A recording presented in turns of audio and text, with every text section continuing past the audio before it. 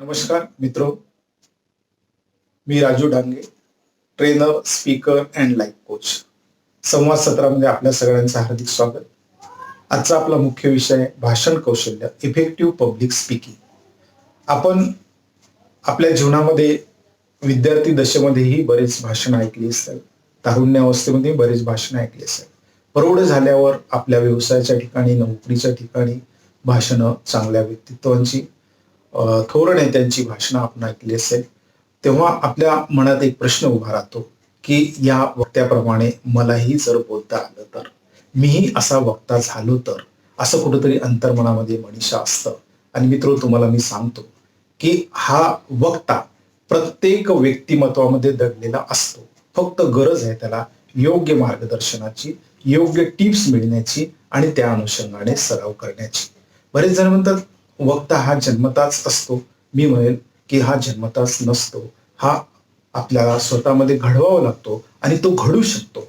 तर म्हणून आपण आज या भाषण कौशल्यावर, इफेक्टिव्ह पब्लिक स्पीकिंगवर बोलणार आहोत, त्याच्या टिप्सवर काही बोलणार आहोत. सुरुवातीला भाषण देण्यापूर्वीच्या काही गोष्टी आहेत, काही त्या महत्वाच्या गोष्टी आहेत. प्रथमतः भाषण देण्याला उभं राहताना, कारण भाषण हे शक्यतो उभं राहून दिलं जातं, एकाच ठिकाणी उभं राहावं लागतं. ट्रेनरला तरी तो इकडे तिकडे फिरू शकतो क्लासमध्ये किंवा ट्रेनिंगच्या इकडे, पण वक्ता जो असतो शक्यतो तो एकाच ठिकाणी उभा असतो. उभं राहताना त्यांनी दोन्ही पायावर सारखा भर देऊन उभं राहायचं आहे. नाहीतर एक पाय असा आणि एक पाय स्ट्रेट, तर त्याच्यामध्ये काय होणार की थोड्या वेळाने ते पायाच्या मुवमेंट चालू होते डिस्को, आणि त्या डिस्कोच्या एन्जॉय समोरचे ऑडियन्स घेतात. आपल्याला माहित नसतं आपल्या पायाच्या मोशन्स होऊन राहिल्या. म्हणून दोन्ही याच्यावर सारखा ट्रेस, सारखा प्रेशर त्याच्यावर असलं पाहिजे की जेणेकरून आपलं स्ट्रेट राहतील, आपली बॉडीचे वेट त्याच्यावर बरोबर राहणार. आणि म्हणून पायामध्ये दोन पाय सरळ राहतील. दोन पायामध्ये अंतर 9 इंच ते 1 फूट एवढं साधारणतः अंतर असलं पाहिजे. 9 इंच ते 1 फूट म्हणजे एक स्केल पट्टी एवढं साधारणतः अंतर असलं पाहिजे. आणि it should be proportional to your height. तुमची उंची किती आहे त्याच्यावर त्याचं अवलंबून राहणार. तुम्हाला कम्फर्ट वाटलं पाहिजे की फार अंतर ठेवलं तरी ते थोडंसं तुम्हाला कम्फर्ट वाटणार नाही, फार जवळ ठेवले तरी वाटणार नाही. आणि म्हणून दोन पायामध्ये अंतर, प्रॉपर डिस्टन्स असलं पाहिजे. त्यानंतर तुमचे हात जे आहे ते हात एकदम असे लॉक न करता, असं सहज साधारणतः अशा हात बिलकुल लॉक नसलेलं, म्हणजे जेणेकरून तुम्हाला भाषण देताना सहजतेने तुमचे हातवारे करता यावे, देहबोलीचा वापर तुम्हाला करता यावा, या हातवारे करता यावे. त्याच्याकरता आपल्याला हे सहज अशा पद्धतीने लॉक न करता हात ठेवायचे आहेत. त्याचसोबत तुमचा आय कॉन्टॅक्ट जो आहे हा सगळीकडे तुमच्या डोळेचा कॅमेरा फिरला पाहिजे की जेणेकरून एक मास कंट्रोल त्या ठिकाणी तयार होणार. सगळीकडे माझी नजर या भाषण तिथं देणार आहे मी, सगळ्या ऑडियन्सवर गेली पाहिजे. आणि त्यानंतर माईक जर समोर असेल, त्या माईकच्या डिस्टन्स जे आहे ते प्रॉपर डिस्टन्स असलं पाहिजे की माईक जास्त लांब नको आणि जास्त एकदम तोंडाच्या जवळ नको. त्यामुळे हमिंग क्रिएट होणार, तुमचा आवाज प्रॉपरली जाणार नाही. आणि म्हणून हे थोडंसं सेट झालं आणि कम्फर्टने जाणवायचं. कुठले आपल्या स्वतःमध्ये एक स्टेज फिअर असते, ती फिअर कमी करायची की हे साधारणतः मी एक लोकांशी जे बोलायला जाणार आहोत ती आपलीच लोक आहेत. आपल्या मनात जी असलेली फिअर हळूहळू ते निश्चित आपल्याला स्वतःलाच कमी करायचे आहे आणि ती कमी होतं सरावाने. आणि मग नंतर जे आहे एक तुम्हाला उदाहरण मी देणार की सँडविच सगळ्यांनी पाहिलं. सँडविच जे आहे फर्स्ट ब्रेड, मसाला आणि त्याच्यानंतर लास्ट ब्रेड. फर्स्ट ब्रेड म्हणजे काय? इंट्रोडक्शन म्हणजे काय की ज्या एखाद्या ठिकाणी तुम्हाला भाषण द्यायला बोलवलं, त्या भाषणाचा नेमका विषय काय आहे किंवा नेमका कार्यक्रम काय आहे. एखाद्या शाळेमध्ये गेले असाल, स्वातंत्र्य दिनाकरता तुम्हाला भाषण देण्याकरता बोलावलं, तर नेमकं त्या दिनाचा आज उल्लेख करा की आज हा दिन याकरता आपण आलेलो आहोत एकत्र. तर हा सगळा उल्लेख झाला. त्यानंतर मंचवर जे व्यक्तिमत्व आहे, जे कार्यक्रमाचे अध्यक्ष, प्रमुख अतिथी आणि फारच लोक भरपूर पाहुणे असेल तर आदरणीय मंच म्हणा, मंचक म्हणू नका, आदरणीय मंच. आणि मग समोर जे ऑडियन्स आहे, श्रोता वर्ग आहे, त्यांना संबोधन करा. आदरणीय या ठिकाणी असलेले सगळे श्रोता वर्ग, त्यांचं संबोधन करा. आणि आणखी एक महत्वाचं जे सर्वसाधारणतः सुटून जातं की त्या ठिकाणी स्वतःचं इंट्रोडक्शन द्या. आयोजकांनी दिलं असेल तर गुड, पण जर दिलं गेलं नसेल तर स्वतःचं, जसं मी Raju Dange, trainer, speaker and life coach, मी अमरावती या ठिकाणी राहतो. हे इंट्रोडक्शन अत्यंत महत्वाचं आहे. कारण अर्धा तास जर तुमचं भाषण चालत असेल आणि तुमचं इंट्रोडक्शन झालेलं नसेल तर त्या ऑडियन्सच्या डोक्यामध्ये अर्धा तास तुम्ही हा व्यक्ती कोण, कुठून आला, म्हणजे it will creates a barriers in your communication. तुमची जे काही तुम्ही विषय बोलणार आहात त्याच्यामध्ये बॅरियर्स, अडथळा क्रिएट केला फक्त इंट्रोडक्शन न झाल्यामुळं. आणि म्हणून पहिला ब्रेड या ठिकाणी इंट्रोडक्शन त्या कार्यक्रमाचं, स्टेजवर बसलेल्या मंडळीचं आणि स्वतःचं आणि संबोधन समोरच्या ऑडियन्सचं, हा झाला पहिला ब्रेड. त्यानंतर आहे मसाला. मसाला म्हणजे कंटेंट ऑफ द स्पीच, त्या विषयाच्या अनुषंगाने असलेलं माहिती जी त्यांच्या तुम्हाला संप्रेषित करायची आहे ऑडियन्स पर्यंत, समोरच्या श्रोत्या वर्गापर्यंत, समोरच्या क्लायंट पर्यंत तुम्हाला ती प्रेषित करायची आहे.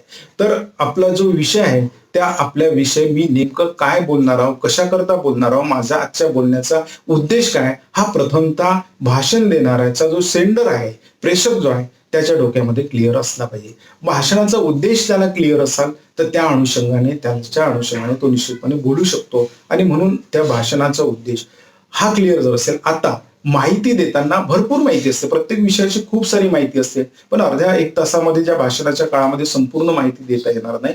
पण समोरचा जो ऑडियन्स आहे त्या ऑडियन्सला नीड कशाची आहे, गरज कशाची आहे, त्यांच्यामध्ये मला एक्सपेक्टेड काय माहिती पोहोचायची आहे, त्याच अनुषंगाने नीड बेस माहिती आपण दिली पाहिजे. तर हे कंटेंट जे आहे it should be known to unknown. Known to unknown म्हणजे ज्या साध्या साध्या गोष्टी आहेत त्यांना माहीत असू शकते, सहज पोचू शकते, इथून तर एक नवीन गोष्टीपर्यंत आपण माहिती त्यांना देऊ शकतो, किंवा ज्या माहिती नाही त्याची सुद्धा माहिती त्या अनुषंगाने करून देऊ शकतो.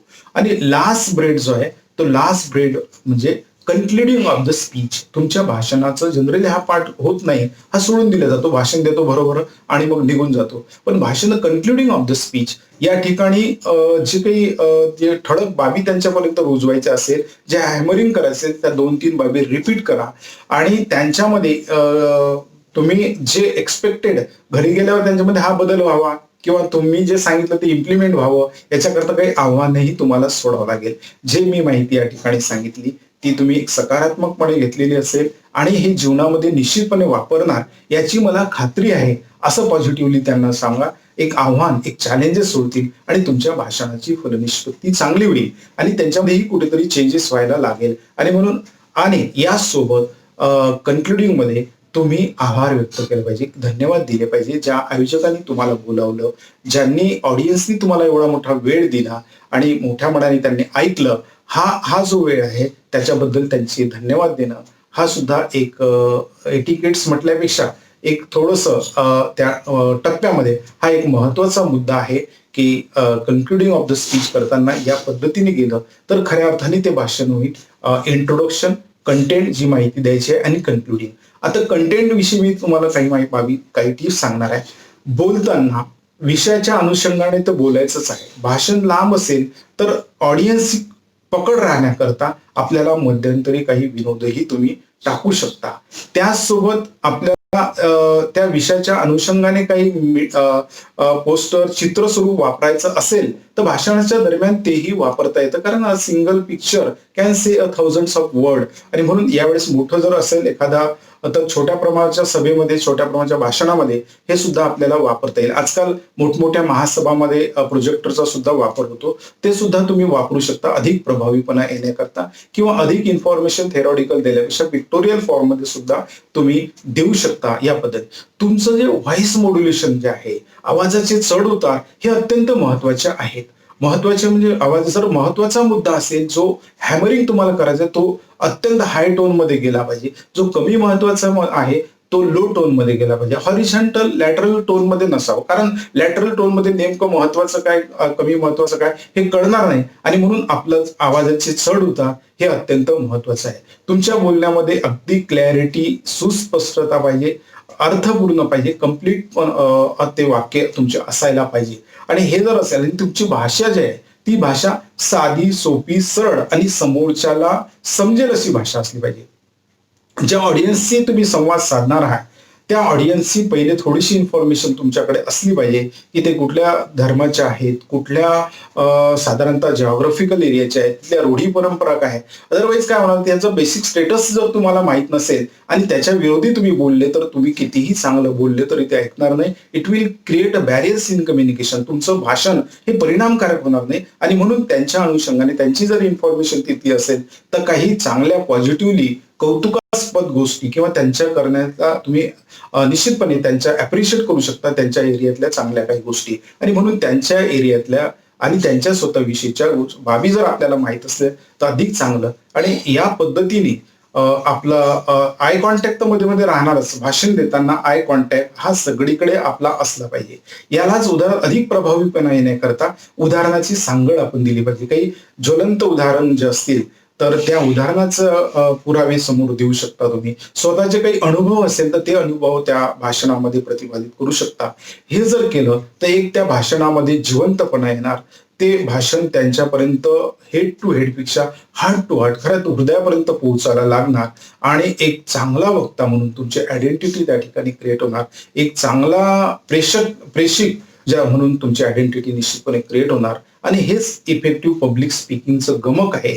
हे जर तिन्ही टप्पे इंट्रोडक्शन, कंटेंट आणि कन्क्लुडिंग आणि यासोबत या नियमावलीचं आपण जर पालन केलं, शक्यतोवर लँग्वेज वापरताना लोकल लँग्वेज आपण वापरली तर, कारण लँग्वेज ही खूप चांगलं काम करते. लँग्वेज ही समजायला तर सोपी असतं पण भाषेमुळं एक आत्मीयता, एक जवळीकता निर्माण होतं. आपण जर एक वेगळ्या स्टेटमध्ये गेलो आणि त्या स्टेटमध्ये आपल्याला आवाज, मराठी आवाज ऐकू आला तर आपण ऍक्च्युली तो व्यक्ती दिसला नाही पण त्या व्यक्तीकडे आपण अट्रॅक्ट होणार आपोआप, कारण ही लँग्वेजने अट्रॅक्ट केलेलं आहे. म्हणून लँग्वेज ही आत्मीयता क्रिएट करायला, व्यक्तीला जवळीक आणायला अत्यंत मदत करते. आणि म्हणून तुमचं भाषण प्रभावी होण्याकरता शक्यतो लोकल लँग्वेजमध्ये बोलणं तर जास्त चांगलं.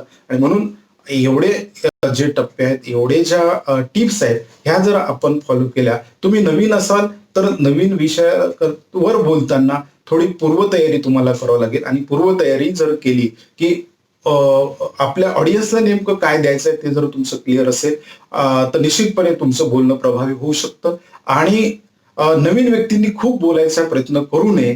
तर साधारणतः आपण नीड बेस बोललं गेलं पाहिजे. शॉर्टमध्ये होईल का नीड बेस गेलं. आणि सराव आपण जो आहे, कधी या भाषणाचा सराव तुम्ही घरामध्ये मिरर समोर, आरशासमोर बसून सुद्धा उभं राहून हा सराव करू शकता. हा जर सराव केला आणि ह्या टिप्स जर आपण फॉलो केल्या तर निश्चितपणे तुमच्या भाषणामध्ये एक पकड येईल. एक चांगला वक्ता म्हणून तुमची आयडेंटिटी क्रिएट होईल. तुमच्यामधलेला दडलेला वक्ता बाहेर यायला लागेल. आणि ऑलवेज अवेल द ऑपॉर्च्युनिटी. ज्या ज्या ठिकाणी भाषणाच्या तुम्हाला संधी येणार त्या अवेल करा. सर्वसाधारणतः माझं ऑब्झर्वेशन असं आहे, तुम्हाला भाषण द्यायला जर सांगितलं तर आपण शक्यतो टाळतो, कारण आपल्यामध्ये स्टेज फिअर असतं. स्टेज फिअर म्हणजे बसून बोलणं सोपं आहे पण उभं राहून बोलणं थोडं कठीण आहे. तर उभं राहून बोलताना जे बसून विचार केलेले 10 विचार तो उभं राहिल्यावर 5-6 विचार ऐकते, त्याच्यातही सिक्वेन्स लागणार नाही. थंडी असतानाही गरमी व्हायला लागेल, कारण हे सगळं स्टेज फिअरच आहे. तर हळूहळू हे स्टेज फिअर सुद्धा कमी होऊ शकतं. आपल्या समोर बसलेल्या व्यक्तीला एक मित्रत्वाच्या भावाने आपण पाहिलं तर निश्चितपणे आपली जी गॅप असेल तर ती गॅप कमी आपण स्वतःवरून केली तर निश्चितपणे आपलं जे बोलणं आहे ते प्रभावी होऊ शकतं. तुमचं भाषण हे प्रभावी होऊ शकतं. चाहे ते राजकीय भाषण असो, सामाजिक ठिकाणी असो वा कार्यालयीन ठिकाणी असो, या व्यवसायाच्या ठिकाणी असो किंवा कौटुंबिक जीवनातल्या एखाद्या कार्यक्रमात असो, तर तुमचं बोलणं हे प्रभावी बोलणं होऊ शकतं. तुमचं भाषण हे प्रभावी बोलणं होऊ शकतं. एक वक्ता जर तुमच्यामध्ये घडला तर तुमची आयडेंटिटी क्रिएट व्हायला, तुमच्या व्यावसायिक जीवनामध्ये तुम्हाला यश यायला, तुम्हाला इंडिव्हिज्युअल तुमचा स्पीड निश्चित वाढेल. सामाजिक जीवनामध्ये एक तुमची चांगली आयडेंटिटी क्रिएट होईल.